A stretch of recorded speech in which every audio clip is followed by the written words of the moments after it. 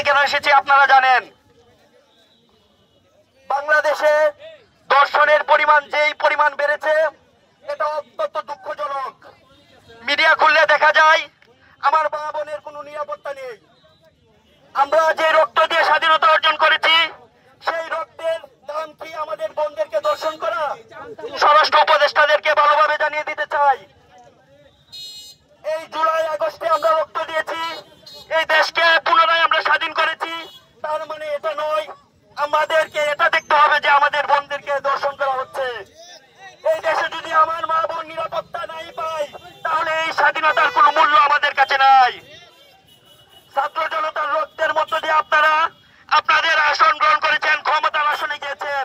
সুতরাং আপনাদেরকে হুঁশিয়ারি করতে চাই, একটি কথা কখনোই ভুলে যাবেন না, যে ছাত্র জনতার রক্তের উপর দিয়ে আপনি আজকে ক্ষমতায় এসেছেন, সেই ছাত্র জনতার রক্তের সাথে বেইমানি করে আমার মা বোনদের নিরাপত্তাহীনতায় ভুগবে, এটা কখনোই হতে পারে না। আমার মা বোন কোনো জায়গায় নিরাপত্তা নেই। আপনারা গত কয়েকদিনে কতগুলো ধর্ষণের শিকার হয়েছে আমার মা বোন।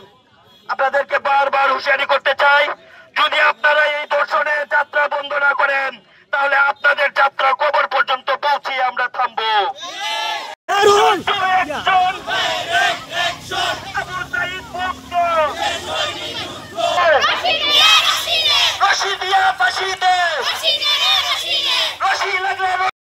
আমার বোন কবরে,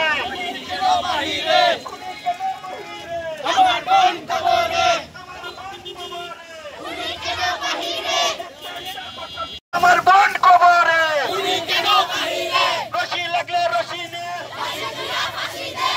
সেই জন্য আপনাদেরকে বারবার হুঁশিয়ারি করবো এবং আগামী দিন যদি আপনারা তাহলে